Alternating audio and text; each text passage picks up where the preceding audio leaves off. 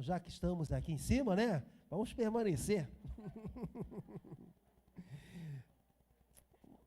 Vamos abrir a palavra do Senhor no livro do profeta Jonas, no seu capítulo 1, né?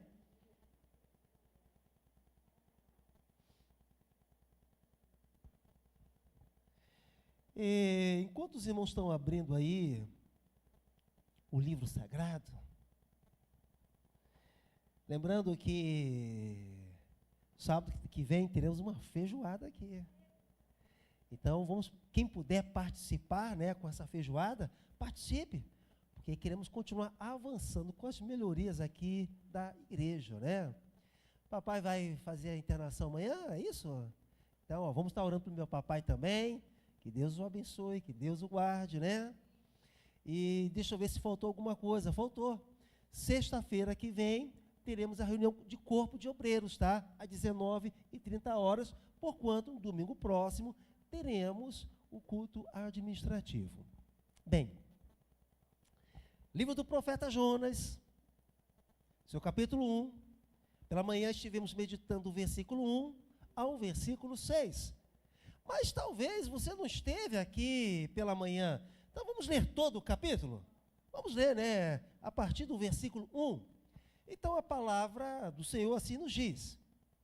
Veio a palavra do Senhor a Jonas, filho de Amitai, dizendo: dispõe-te, vai à grande cidade de Nínive e clama contra ela, porque a sua malícia subiu até mim.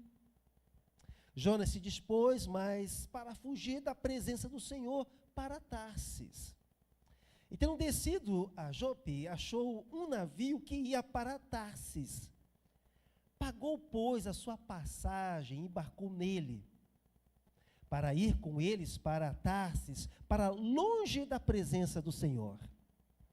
Mas o Senhor lançou sobre o mar um forte vento, e fez-se no mar uma grande tempestade, e o navio estava a ponto de se despedaçar.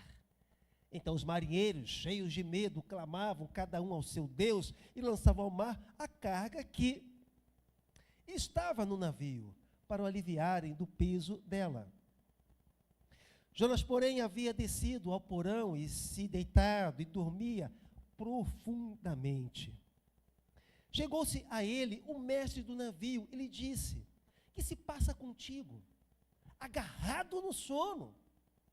Levanta-te, invoca o teu Deus, talvez assim esse Deus se lembre de nós para que não pereçamos.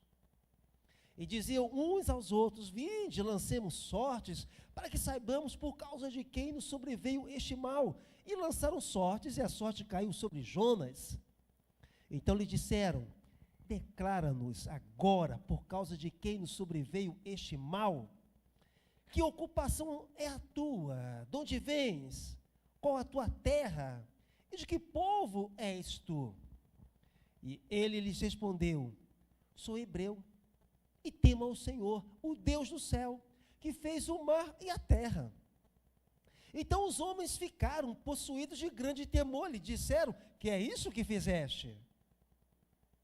Pois sabiam os homens que ele fugia da presença do Senhor, porque ele o havia declarado. Disseram-lhe: que te faremos para que o mar se nos acalme?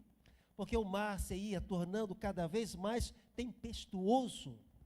Respondeu-lhes: tomai-me e lançai-me ao mar, e o mar se aquietará, porque eu sei que, por minha causa, sobreveio esta grande tempestade.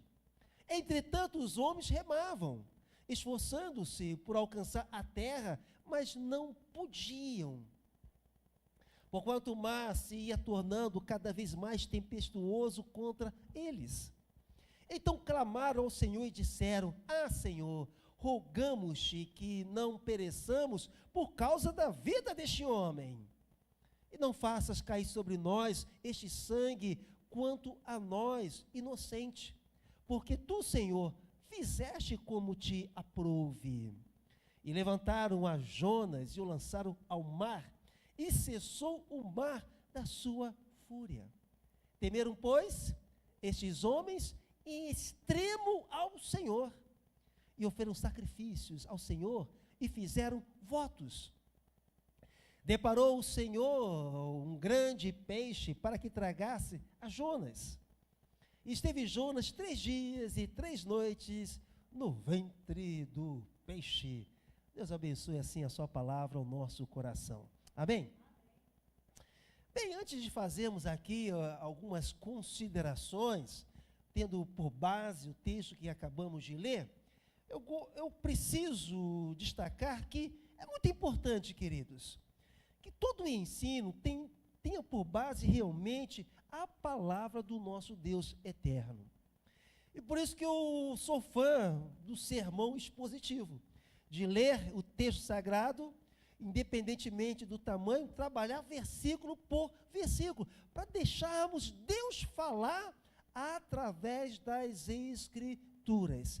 Então, que não seja o ensino do homem, que seja, de fato, o ensino tendo por base as Escrituras sagradas. É claro, vez ou outra é bom trabalharmos com uma mensagem temática, ou seja, desenvolvermos um tema, buscando também a sabedoria, buscando também o entendimento pela palavra do nosso Deus. Mas eu sou fã de ler o texto e procurar explicar todo o texto.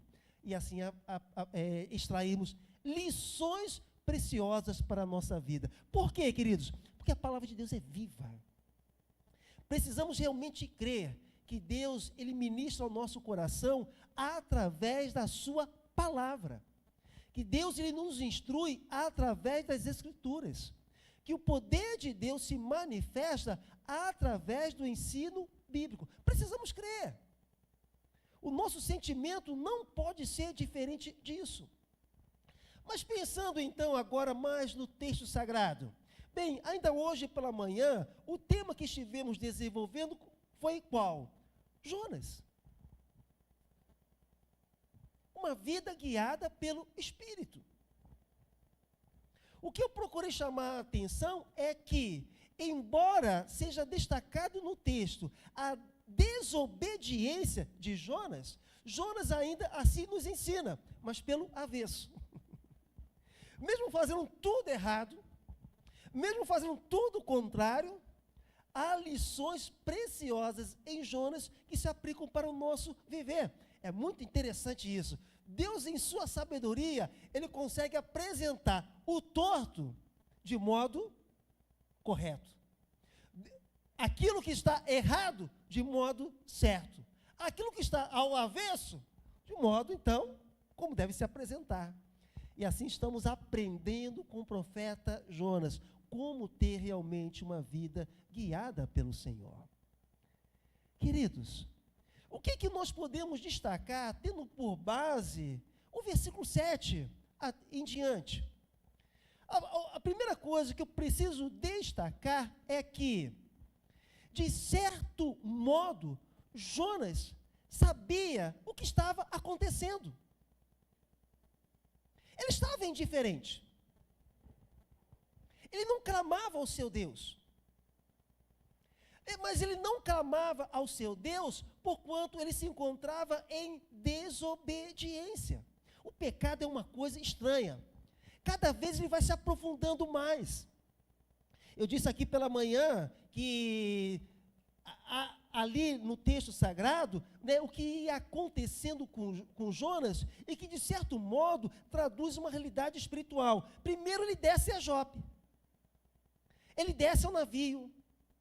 Ele desce ao porão do navio. Aí, com a leitura que fizemos ainda agora, percebemos que ele também desce o quê? Nas profundezas do mar. E, por fim, ele desce ao ventre de um grande peixe. Por quê? Porque a desobediência é assim. Não nos eleva. Não nos faz crescer. Não nos leva às alturas com Deus, mas pelo contrário, vai fazendo com que a nossa vida se decline. O pecado é sempre assim. O pecado nunca pode melhorar o homem. É muito interessante, né, que às vezes temos escutado algumas pessoas que têm tentado, se esforçado para deixar o vício do cigarro, o vício das drogas, o vício do álcool, muitas vezes dizendo assim, vai ser a última vez, e essa última vez nunca chega. Por quê? Porque o pecado nunca melhora. seja qual for o tipo de pecado, nunca vamos encontrar energia para abandoná-lo na prática do próprio pecado. Só podemos deixar o pecado em sujeição a Deus. Jonas entendeu perfeitamente o que estava acontecendo, mas ele estava apático, quando então os pagãos ali do navio o advertiram. Vamos ler então o versículo 7, irmã Larissa, vamos acompanhar o texto sagrado. E diziam aos outros: vinde e lancemos sortes, para que saibamos por causa de quem nos sobreveio este mal. E lançaram sortes, e a sorte caiu sobre Jonas. O Jonas estava apático. O Jonas que estava indiferente. O Jonas que caiu num profundo sono. Ele foi revelado. E olha só, neste momento, ele desceu ao porão do navio. Ele estava meio que escondido. É interessante que o ser humano, quando ele peca, ele procura fugir da presença do Senhor, ele procura se esconder. Quando Adão e Eva pecaram e ambos ouviram a voz do Senhor, ambos se esconderam atrás de um arbusto. Por que isso? Porque o pecado traz vergonha, o pecado traz dor, o pecado traz culpa. E aqui está Jonas, meio que escondido no porão de um navio. Mas aqui está um negócio que nós precisamos nos convencer: Deus sempre vai nos achar. Não importa o lugar onde nós tentamos nos esconder, Deus sempre irá nos achar. As pessoas podem se esconder através de um prazer carnal, as pessoas podem se esconder atrás do dinheiro, as pessoas podem se esconder, enfim, nas coisas deste mundo, mas onde estiver o pecador, Deus o achará. Lançaram a sorte. A questão de lançar a sorte aí não tem nada como referência de ensino para nós, porque essa não é a nossa prática. Se temos alguma dúvida, devemos consultar ao Senhor. Mas aqueles homens não eram tementes a Deus, eles serviam a outros deuses, lançaram sortes. Mas o importante a ser destacado é que Jonas foi achado. E aqui está o Evangelho de Jesus. Porque o Filho do Homem veio buscar e salvar o que se havia escondido. Eu sei o que está escrito, eu sei o que está escrito. Porque o Filho do Homem veio buscar e salvar aquele que fugiu de sua presença. Porque o Filho do Homem veio buscar e salvar o que se havia perdido. Jonas foi achado, mesmo no porão do navio. Talvez um lugar frio, talvez um lugar escuro, talvez um lugar abandonado, não tão apropriado assim para tirar um cochilo, mas Jonas, ele foi descendo a um nível que foi parar exatamente no porão de um navio. E quantas vezes nós, que não nos sujeitamos à voz do Senhor, com Jonas foi assim, Jonas não se sujeitou à voz de Deus, à orientação de Deus, ao mandamento de Deus, ao chamado de Deus. Quantas vezes agimos como Jonas? Vamos parar também em um porão, não no porão de um navio, mas num porão de dor, num porão de sofrimento, num porão de trevas espirituais, quando então não desfrutamos da luz de Deus. Quando então nós não desfrutamos, sabe, do calor da presença do Senhor. Tão trágico quanto o porão de um navio é o porão espiritual. Quando o ser humano não recebe da luz de Deus, em razão, sabe, de pecado, em razão de desobediência, em razão de incredulidade. Então, uma lição aqui para nós: mesmo que eu esteja, mesmo que você esteja, independentemente de quem quer que seja, o homem, quando se encontra em um porão espiritual, Deus o acha, Deus o encontra. Jonas foi achado. Jonas foi achado. E nós precisamos entender que quando ele foi achado, Deus permitiu que isso acontecesse para que uma certa situação fosse tratada, para que uma certa situação fosse curada. O objetivo de Deus, na verdade, não foi matar o profeta Jonas. Em nenhum momento a gente ouve Deus falando, né? A gente lê isso no texto sagrado, Deus dizendo que Jonas tinha que ser lançado nas profundezas do mar. Em nenhum momento vemos isso. O que vemos, na verdade, é Deus trabalhando na vida do seu profeta, assim como Deus também trabalha na nossa vida. Sim, temos os porões das nossas almas. Aquilo que muitas vezes traz sombra, aquilo que muitas vezes traz frio, aquilo que muitas vezes não traz esperança, mas aí que está a graça do Senhor, Ele nos acha. Não importa quem Ele vai usar.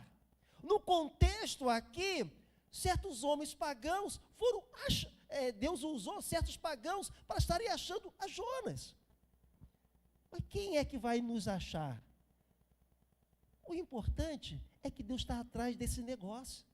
Se eu sou achado, é porque Deus está agindo. Se você foi achado, é porque Deus está trabalhando. Para Deus não há causa perdida alguma em relação à vida do homem. Por isso há sempre esperança. Mas vamos para o versículo 8. De acordo com o versículo 8, ali nós encontramos, então lhe disseram, declara-nos agora por causa de quem nos sobreveio este mal. Que ocupação é a tua? De onde vens? Qual a tua terra e de que povo és tu? Vamos lá. Jonas foi achado. Mas aqueles homens não entendiam a verdadeira situação daquele profeta de desobediência, de rebeldia, de incredulidade.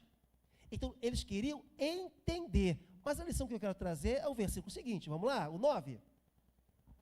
Pode anotar, Larissa, não tem problema. Mas vamos lá, versículo 9. Ele lhe respondeu, sou hebreu.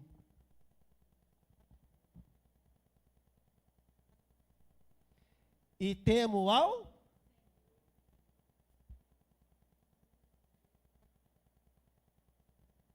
Perceberam? Até então, Jonas está fugindo da presença do Senhor. Algo não está batendo. Algo não está correspondendo com a sua profissão de fé. Algo não está de acordo com o seu testemunho. Até então, Jonas está se esforçando para fugir da presença do Senhor. Quando questionado a respeito de si, ele responde, sou hebreu. E temo ao Senhor. E olha só que declaração de fé. O Deus do céu, que fez o mar e a terra. Vocês perceberam a lição? Quantas vezes temos um conceito lindo a respeito de Deus? Quantas vezes damos explicações maravilhosas a respeito do Evangelho de Jesus? Dizemos, temos fé. Dizemos, tememos ao Senhor. Dizemos, Deus é o único Deus. Deus é o Criador do céu, da terra, do mar. Deus é o Criador de todas as coisas. Mas aí vem a perguntinha, o quanto da verdade que professamos tem influenciado a nossa vida? O quanto daquilo que nós reconhecemos e aprendemos a respeito de Deus tem transformado o nosso ser? Mais uma vez eu destaco, Jonas foi questionado pelos marinheiros do navio. Jonas foi achado pelos marinheiros do navio. E diante do questionamento que lhe foi feito, ele respondeu, sou hebreu e temo ao Senhor, o Deus do céu que fez o mar e a terra. É importantíssimo aprendermos a palavra, é importantíssimo termos uma clareza do Evangelho, é importantíssimo aprender a respeito de Deus, termos, sabe, explicações corretas, coerentes a respeito das Escrituras, mas precisamos permitir que tudo aquilo que aprendemos das Escrituras, da verdade de Deus, venha transformar totalmente o nosso ser. Era o que estava acontecendo com Jonas, sim ou não? Não. O que vemos aqui, na verdade, é uma incoerência. Quando ele declara temo a Deus, na prática, ele não estava demonstrando esse temor. Ele estava se preparando, ou ele estava se esforçando para não obedecer exatamente ao Deus que criou o céu, o mar, a terra. O que demonstra perfeitamente que ele não estava vivenciando aquilo que ele professava. Então essa é a grande lição, queridos. Se queremos realmente ser guiados pelo Senhor, precisamos viver daquilo que temos aprendido a respeito do Senhor. A sua palavra precisa estar o quê? Influenciando a nossa vida. Por isso a grande importância, diante da palavra de Deus, não termos um coração apático, insensível, indiferente. A Bíblia é a palavra de Deus. Amém? Então a grande pergunta: eu tenho lido e meditado na Bíblia diariamente? Olha o que nós acabamos de considerar. A Bíblia é a palavra de Deus. Eu tenho prazer na leitura, na meditação, ou ainda no estudo da palavra de Deus? Não basta professar. É preciso permitir que a verdade que temos a respeito das Escrituras, a respeito do Evangelho, a respeito de Deus, a respeito de Cristo Jesus, que essa verdade venha de fato influenciar todo o nosso ser. Amém? Estamos aqui neste momento prestando culto a quem? Estamos aqui nesta noite adorando o nome de quem? Como está o nosso coração neste momento? O nosso coração está sintonizado com Deus? Ou a nossa tentação está com algum programa de televisão que vai acontecer depois do horário do culto? Ou a nossa tentação está em relação ao aparelho do celular?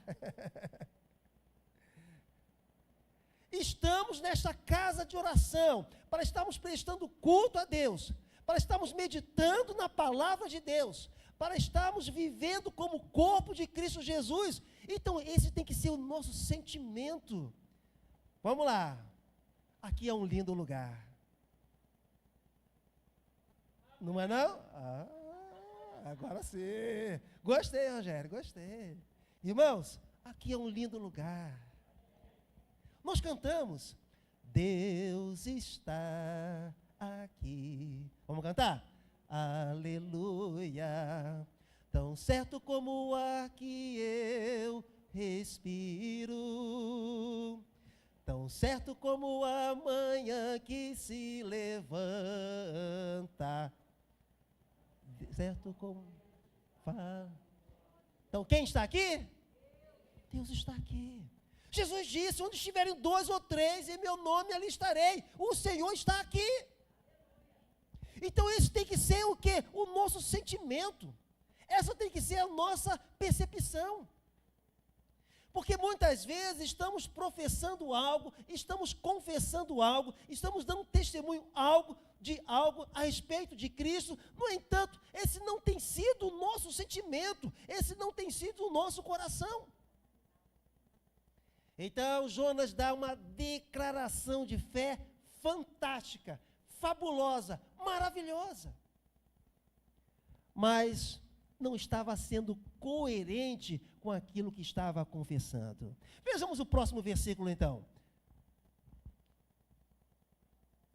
Então os homens ficaram possuídos de grande temor e lhe disseram, aqui está, queridos, mais uma vez os pagãos ensinando o profeta. Que é isso que fizeste? Eles ficaram escandalizados.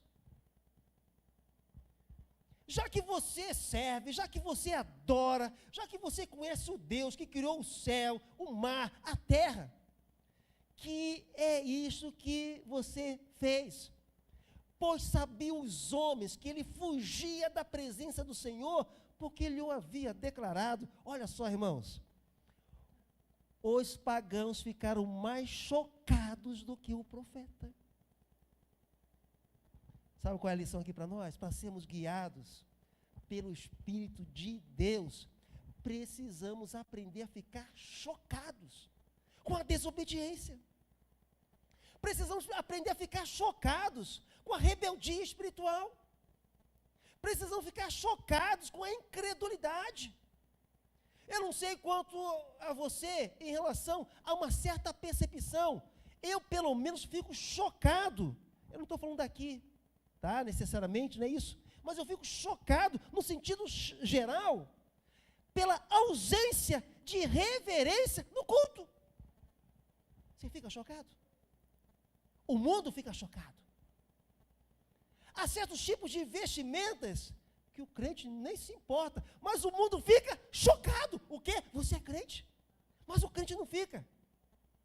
Há certo tipo de conversação, há certo tipo de falácia, que o crente não fica chocado, mas que o incrédulo, que o pagão, que o ateu, você é crente, mas fica então o quê? Chocado. Irmãos, quando nós perdemos a sensibilidade espiritual, já o pecado não nos choca mais. Não é chocar ovos não, tá?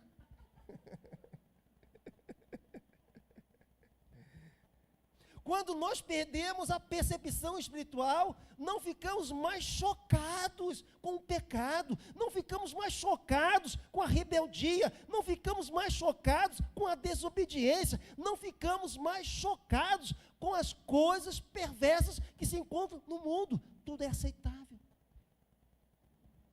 Uma coisa que, por exemplo, eu tenho procurado me convencer da grande importância de nos apropriarmos de fato com a verdade da palavra.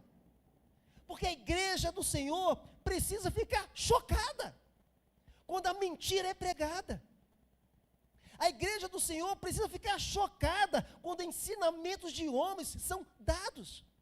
Olha, eu achei esse vídeo lindo, Ana Paula Valadão. Todos conhecem da Lagoinha, né? Como da Lagoinha, não é isso? Ana Paula Valadão. Eu achei lindo o que ela fez. Ela participou de um culto.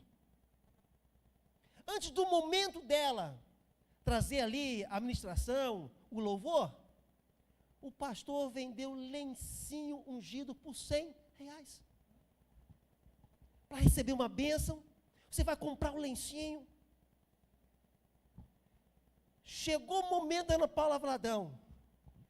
Não é através de um lencinho que você compra. Imagina só ela fazendo isso. Ela como convidada, no ministério, repreendendo aquilo que havia sido feito. Não é comprando um lencinho por R$100 que você vai alcançar a bênção de Deus, porque a salvação é pela fé. As bênçãos de Deus são pela fé. Tudo que vem de Deus é pela fé e não com dinheiro. Sabe o que ela fez? Ela ficou chocada. Ela ficou chocada. O nosso tempo é de tanta insensibilidade espiritual que muitos não se chocam. Não se chocam. Às vezes até aplaudem. Às vezes acham até bonito. Às vezes acham até espiritual. Porque você não tem fé. Ainda chega a dizer assim, não tem fé. Irmãos, a Ana Paula deixou ali naquele culto um exemplo daquilo que o crente deve ser, ficar chocado com o erro, ficar chocado com a mentira, ficar chocado com a ilusão, ficar chocado com o pecado, ficar chocado com aquilo que não é de Deus. Então esse deve ser o nosso coração, e aqui a gente vê que essa lição, quem nos ofereceu foram os marinheiros do navio. Jonas estava apático, indiferente. Não, calma. A gente aprende coisas boas também com Jonas. Você quer ver? Vamos lá, próximo versículo, versículo 10. O 11. Não, é o 11 mesmo, é o 11. Então os homens ficaram possuídos de grande temor. Não, é o 11. Disseram-lhe: que te faremos para que o mar se acalme? O que nós precisamos fazer para a tempestade se findar? Porque o mar se ia tornando cada vez mais tempestuoso. Versículo 12. Respondeu-lhes: tomai-me e lançai-me ao mar, e o mar se aquietará, porque eu sei que por minha causa vos sobreveio esta grande tempestade. Deixa eu falar uma coisa para você. Aqui Jonas foi corajoso. Imagina uma grande tempestade. O navio já estava quase afundando, nada resolvia. Os marinheiros começaram a esvaziar o navio para aliviá-lo, né? Mas nada resolvia. O peso era maior. E Jonas reconheceu: eu sou esse peso. Eu sou esse problema. Ainda hoje pela manhã eu destaquei que eu nunca ouvi, alguém chegar e falar: eu sou o problema. A nossa geração vive dizendo que os outros são o problema. A igreja é problema, o culto é o problema, a pregação é o problema, o pastor é o problema, a liderança é o problema. Mas ninguém diz: eu sou o problema. Mas aqui estamos vendo Jonas com coragem dizendo, aqui estamos vendo Jonas confessando: eu sou o problema. Eu sou o problema.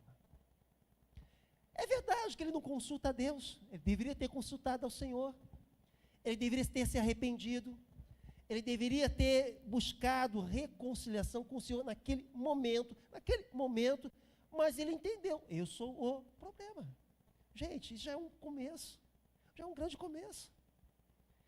O grande problema é que geralmente nós ignoramos, o princípio das coisas, o começo das coisas. Já queremos as coisas prontas. Por exemplo, fazemos uma oração, queremos que Deus nos responda já. É verdade ou não é? Fazemos uma oração, não, tem que ser logo, Senhor. Está demorando muito. Mas nós desvalorizamos, o começo das coisas. E aqui estamos vendo Jonas iniciando algo fantástico, reconhecendo a sua desobediência, reconhecendo, portanto, que ele foi o problema. Irmão, deixa eu falar uma coisa para vocês aqui, para todos nós, como encorajamento, até para você que está nos acompanhando pela live. A Bíblia nos diz: bem-aventurados os humildes, porque deles é o reino dos céus. Há bem-aventurança na humildade. Eu vou falar uma coisa para você. Hoje em dia há muito político orgulhoso, há muito ministro orgulhoso. E não precisamos ter dúvidas, segundo a Bíblia, a queda é grande. Porque o orgulho traz ruína, o orgulho traz queda. Ninguém permanece em pé com orgulho, mas Deus exalta aquele que se humilha. Está escrito que Deus exalta quem se humilha. Aqui está Jonas se humilhando diante dos homens. Eu sou o problema. Ele não está se humilhando diante de Deus, ele está se humilhando diante dos homens. Eu sou o problema. Pode me lançar fora do navio. Pode me jogar aqui nas profundezas do mar, porque eu sou o problema. Irmãos, é claro que nós não precisamos recorrer a isso em relação às dificuldades, em relação aos desafios da vida. Mas nós precisamos ter a humildade de reconhecer. Muitas vezes o que está dando errado, o problema é meu. O problema é seu. E Deus vai começar a agir, Deus vai começar a interferir, Deus vai começar a abençoar quando há esse reconhecimento, porquanto está escrito que é um coração quebrantado e contrito, Deus não existe. Amém? Está escrito, bem-aventurados que choram, por quê? Porque eles serão consolados. Quando há esse tipo de reconhecimento, esse tipo de confissão, estamos abrindo uma porta para Deus agir na nossa vida. Amém? Mas não para por aí. Vamos lá, vamos prosseguir. Versículo 12. Já lemos o 12? Então 13. Me ajudem aí. Entretanto, os homens remavam, esforçando-se para alcançar a terra, mas não podiam. Deixa eu fazer uma perguntinha. Pode manter aí, fazer uma perguntinha. Os marinheiros relutaram em aceitar a proposta de Jonas? Não, eles não queriam lançar ele no mar, não. Então nós vamos remar para tentar mudar essa situação aqui. Então os homens remavam, esforçando-se para alcançar a terra, mas não podiam. Olha só o temor daqueles homens. Prossiga. Porquanto o mar se ia tornando cada vez mais tempestuoso contra eles, o próximo, então clamaram ao Senhor e disseram: Senhor, rogamos-te que não pereçamos por causa da vida deste homem. Mas seria essa ideia, mas não faça cair sobre nós este sangue quanto a nós, né, inocente. Porque tu, Senhor, fizeste como te aprouve. Eles entenderam o que tinha que ser feito. Mas olha o temor. Nós vamos lançar um homem de Deus no meio do oceano? Olha só o temor. Eles clamaram a Deus. Eles clamaram ao Senhor Deus, ao Deus de Jonas. Enquanto Jonas não orava, enquanto Jonas não clamava, enquanto Jonas não consultava ao Senhor em nada, aqueles homens estavam consultando a Deus. Tamanho foi o temor. Tamanho foi o temor espiritual. Irmãos, nós precisamos aprender com esses marinheiros. Precisamos aprender com esses marinheiros.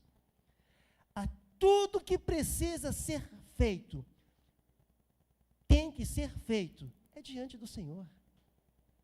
Eles estavam para lançar o profeta ao mar, mas não fizeram isso por impulso, não fizeram isso em razão de uma lógica, já que você é o problema, nós vamos te lançar ao meio do mar. Não, eles consultaram a Deus. Aqui está uma lição preciosíssima para a nossa vida. Ser guiado pelo Espírito de Deus é viver na dependência de Deus, consultando-o, buscando conhecer a sua vontade. E se porventura temos alguma insegurança, confiar na sua graça, confiar na sua misericórdia, assim como os marinheiros fizeram. Eles de certo modo, confiaram na graça de Deus. Por que eu estou falando isso, Senhor? Nós não temos culpa pelo que está acontecendo. É Ele quem está desobedecendo. Mas nós estamos fazendo isso diante do Senhor. E eles então contaram com a graça e a misericórdia de Deus. Vamos colocar aqui de modo bem prático. Quantas vezes na vida não sabemos exatamente o que fazer? É verdade, não é? Mas às vezes há um certo sentimento assim no nosso coração. Eu vou por aqui. É verdade, não é? E a gente vai, porque algo precisa ser feito. Mas nós não temos certeza, né? Às vezes nós não temos certeza. É momento de estarmos confiando na misericórdia do Senhor. Olha, eu estou indo por aqui, não sei se é bem isso, mas estou indo.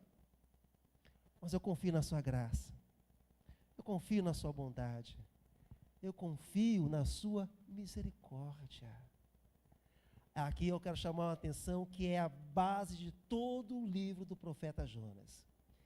Precisamos aprender a confiar na graça do Senhor. Não tem como ser diferente. Porque nós não temos toda a sabedoria necessária. Diante dos dilemas da vida, nós não temos todo o conhecimento necessário. Até mesmo para vencer certas fraquezas nossas, não temos a capacidade suficiente. Mas Deus é a nossa força, Deus é a nossa luz, Deus é a nossa ajuda, Deus é o nosso poder, Deus é a nossa cura, Deus é a nossa vida, Deus é a nossa salvação. É depender da graça dEle. Nem sempre temos tudo o que precisamos, mas em Deus temos todas as respostas. Em Deus alcançamos todo o direcionamento. Em Deus encontramos, sabe, direção. E aqueles marinheiros encontraram exatamente isso em Deus, direção. Demonstraram um temor, tomaram uma iniciativa e fizeram o que fizeram diante do Senhor. E o que aconteceu? Quando Jonas foi lançado ao mar, a tempestade cessou. Olha só, que interessante, né? O problema foi resolvido. Mas Deus é tão majestoso que Deus, Ele fez que uma situação que envolvia diretamente o profeta, de certa forma, acabasse também abençoando a todos do navio. É interessante esse negócio, né? Às vezes a gente pensa que é o centro do universo. É comigo. Deus está falando comigo. Deus está fazendo para mim. E Deus assim, olha, meu filho, eu estou fazendo na sua vida, mas estou fazendo muito mais na vida de outros também. O que aconteceu então com aqueles marinheiros? Ajude aí, irmã Larissa, ajude aí. Olha o próximo versículo, olha só. Levantaram a Jonas e lançaram ao mar, e cessou o mar da sua fúria. Temeram, pois, estes homens em extremo ao Senhor, e ofereceram sacrifícios ao Senhor, e fizeram votos. Olha só o que aconteceu. Tudo começou com um homem desobediente. Tudo começou com um homem rebelde, se esforçando para fugir da presença do Senhor.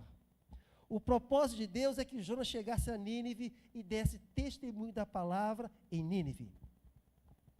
Mas, ele descendo a Jope, tentando fugir para Tarsis, ele entra no navio como um intruso. Não deveria estar ali, mas ele foi. Por sua própria iniciativa, por sua própria carne, por sua própria vontade. Ele foi. Mas está escrito: todas as coisas cooperam para o bem daqueles que amam a Deus. Vou falar uma coisa aqui para você. Às vezes nós já estragamos tudo, mas Deus acerta tudo. Olha o estrago que Jonas estava fazendo. O navio já estava para afundar, mas ainda assim Deus usa aquela circunstância para Deus revelar a sua graça e o seu poder. E esses homens agora fizeram votos ao Senhor. Os marinheiros fizeram voto ao Senhor. Gente, isso é incrível. É algo majestoso. É algo maravilhoso. Às vezes nós não compreendemos o que Deus fez. Vamos lá. Será que Jonas compreendeu o que havia acontecido naquele primeiro momento? Não. Não. Por quê? Porque Jonas foi lançado ao mar.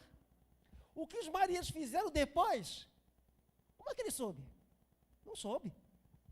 Ele não soube. Mas mesmo no mar, depois no ventre de um grande peixe, Deus estava fazendo algo ainda no navio.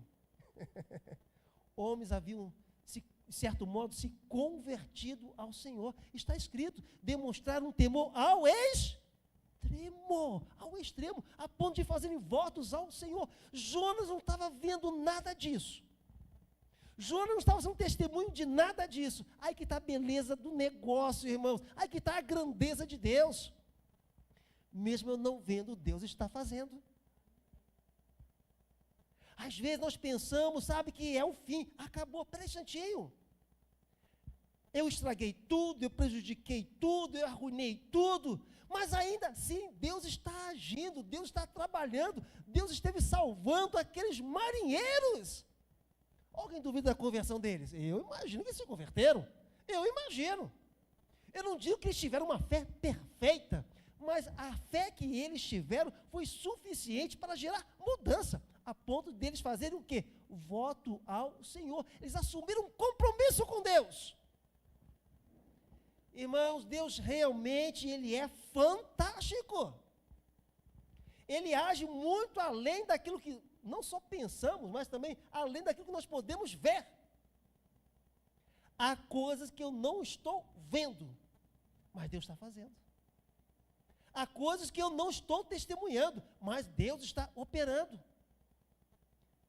E olha só, tudo aconteceu em razão de um profeta desobediente. Até na nossa desobediência, Deus extrai frutos, Deus extrai maravilhas. Pastor, o que o senhor está falando? O senhor está incentivando a igreja a pecar? Não, não é para fazer isso não.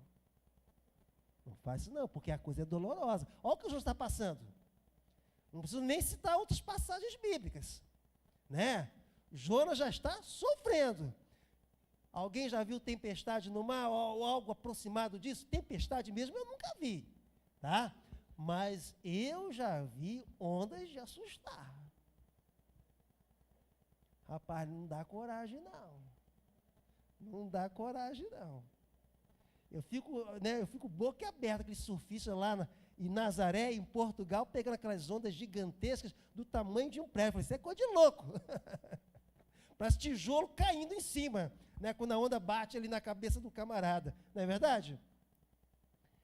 Então, imagina a situação de Jonas, o quanto ele estava padecendo naquele momento em razão da sua desobediência. Mas ainda assim, Deus é misericordioso. Deixa eu fazer aqui a pergunta para você. Raabe, olha só, Raabe, a prostituta. Só porque deu uma ajudinha assim, bem simples, né? O povo de Israel, ela entrou na galeria de homens e mulheres da fé em Hebreus 11. Olha só. Você quer mais? Salomão. Nossa, seu pai foi uma maravilha, né? Ele olhou lá para uma mulher casada. Misericórdia, né? Matou o marido dela. Sofreu. Ela ficou grávida, perdeu o filho. Mas depois veio quem? Salomão. Deus sabe extrair diamante, sabe? Das coisas mais sombrias, das coisas mais, sabe, complicadas da vida do homem. É incrível isso. Maravilhoso isso. Isso é graça do nosso Deus. Isso não tem nada a ver para servir de estímulo a ser rebelde, a ser desobediente, mas sim para abrir os nossos olhos espirituais. A despeito de tudo, Deus é gracioso. Deus é misericordioso. Deus é maravilhoso. Amém? Ou alguém duvida disso? Ou alguém duvida disso? É uma história que me encanta muito, já contei aqui, né? Uma jovem sofreu uma violência sexual, todos a encorajaram, né? Aborte, porque ela ficou grávida. Mas ela sendo temente a Deus, não, eu vou criar essa criança. Eu vou amar essa criança como realmente o meu filho. E foi, levou. Criou aquele filho, se tornou adulto, e num dado momento, ele se sentiu chamado pelo Senhor e se tornou um pastor. Olha só, da tragédia veio bênção. De uma dor, né, veio uma alegria. Deus faz isso. Deus transforma a desgraça em graça. A maldição em bênção. A tragédia em alegria. Deus é especialista em transformar a desgraça em graça. Você crê nisso? Você crê nisso? Foi o que aconteceu. Homens se converteram, ou pelo menos, né, tiveram uma grande experiência com o Senhor. Mas eu creio que se converteram. Eu creio que vou encontrar muitos deles lá na glória celestial. Eu creio. Mas independentemente disso, vamos prosseguir com o texto, para terminar. Deparou o Senhor um grande peixe para que tragasse a Jonas. Irmãos, tem duas coisinhas aqui para a gente considerar. Tem algum peixe te assustando? Isso é bênção, hein? Deus estava providenciando o resgate de Jonas, só que Jonas só viu um peixe. Eu não sei quantos viram aí um remador em cima de um caiaque. E para sua surpresa, a surpresa de todos, é claro, ele foi engolido por um peixe, por uma baleia, por engano, né? Então a baleia deu aquela bocada nele e depois cuspiu. Quantos viram esse vídeo? Alguns viram, né? Vamos falar a verdade. Assusta, não assusta? Eu tenho um colega que fala assim, Adriano, ele fica mandando vídeo para mim, esses vídeos assim, né? Ó, Adriano, esse negócio de remar no mar não dá não, olha só o que aconteceu. Aí ele fica me mostrando esses vídeos assim para mim, para me assustar, né? Eu falei, rapaz, não vai ser uma baleia que vai me assustar, não vai ser uma baleia que vai me deter, eu vou continuar a remar. Então, quantas vezes vem, sabe, um grande peixe que nos assusta. Mas aqui, o grande peixe foi o guarda-vida do profeta Jonas. Ou não foi? Haveria como de Jonas ser salvo se ele não fosse engolido por um grande peixe? Sim ou não? Ah, irmão, chega um momento que o braço ia cansar. Não tem como. E talvez até mesmo por hipotermia, em razão, né? Em razão das águas gélidas, a gente imagina isso. Esfriou, choveu, veio uma tempestade, então esfria bastante. Mas agora não, Jonas, vamos ter um olhar diferente? Jonas está aquecido no ventre de um peixe. Não está escrito isso não, mas vamos ver diferente. Jonas está abrigado no ventre de um peixe. Aquele peixe não é para a morte, é para a vida. Aquele peixe não é para a destruição, é para a preservação. Foi Deus quem fez deparou o Senhor um grande peixe para que tragasse a Jonas. Deus vai trazer um grande peixe para nos engolir e nos destruir? Não. Deus não é Deus de destruição. Está escrito, palavras do Senhor Jesus, o ladrão não vem senão para matar, roubar e destruir. Quem é que destrói? É Deus ou o diabo? Deus não destrói, irmãos. Deus não vai destruir a nossa vida. Quem destrói a vida do homem é o diabo. Aí fica o ateu questionando, como que Deus existe? Que permite tantas tragédias, que crianças morram, que pessoas inocentes ou idosas morram. O Deus não vem para matar, roubar e destruir. Quem vem para matar, roubar e destruir é o diabo. Deus não levantou aquele grande peixe para que Jonas fosse destruído, para que Jonas fosse morto. Deus não fez assim, mas foi para a sua preservação.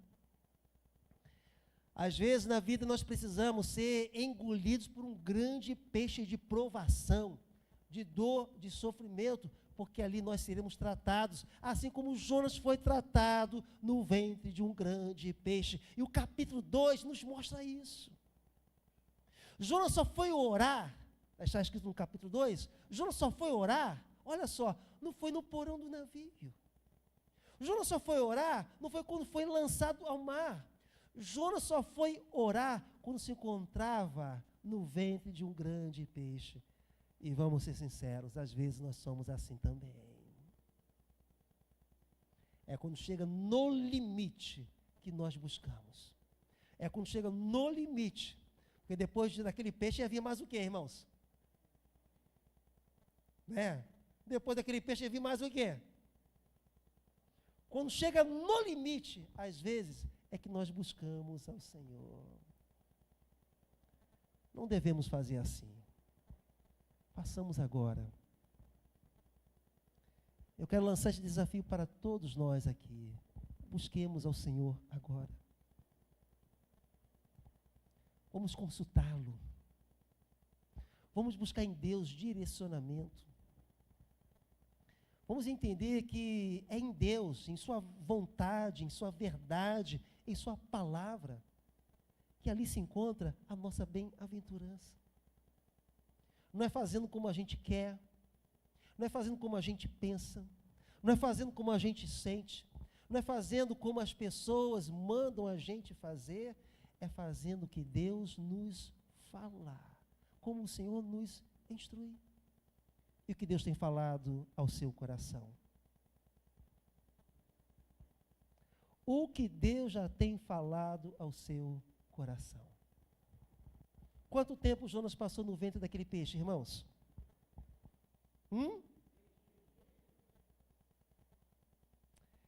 E no ministério terreno de Jesus, pediram-lhe um sinal. Só vou dar este sinal. Assim como Jonas passou 3 dias e 3 noites no ventre de um grande peixe, assim será também para com o Filho do Homem.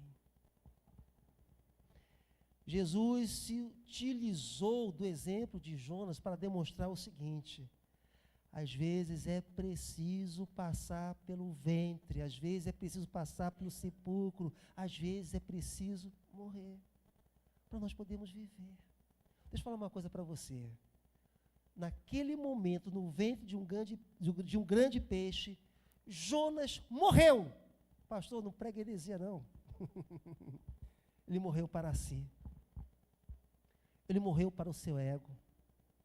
Ele se quebrantou, ele se humilhou, ele invocou, ele clamou, ele orou ao seu Deus. É o capítulo 2. É o capítulo 2. Ele clamou ao seu Deus. E se o homem não morrer, ou melhor dizendo, palavra do Senhor Jesus, se o grão de trigo caindo em terra não morrer, fica ele só. Mas se morrer, dá muito fruto. Às vezes, precisamos morrer para realmente podermos viver. Morrer para o nosso ego. Morrer para o nosso eu. Morrer para a nossa própria vontade. A vontade de Jonas não foi Nínive. A vontade de Jonas foi Tarsis. Mas Deus lhe deixou bem expresso: a minha vontade é Nínive. Qual tem sido a vontade de Deus para a sua vida? Qual tem sido realmente a vontade de Deus para a sua igreja? Não é preciso chegar a tanto, irmãos. Não ventre de um grande peixe, mas é preciso morrer. Estando ou não no ventre de um grande peixe, é preciso morrer para si. Se alguém quiser vir após mim, negue-se a si mesmo, tome a sua cruz e siga-me. Amém? Vamos ficar em pé? Vamos louvar ao Senhor? Uma vida guiada pelo Espírito é uma vida que se sujeita a Deus somente. É uma vida que se quebranta, que se humilha, que se entrega de fato ao Senhor. Então, se eu me humilhar, e sabemos a promessa, quem se humilha será exaltado. Amém?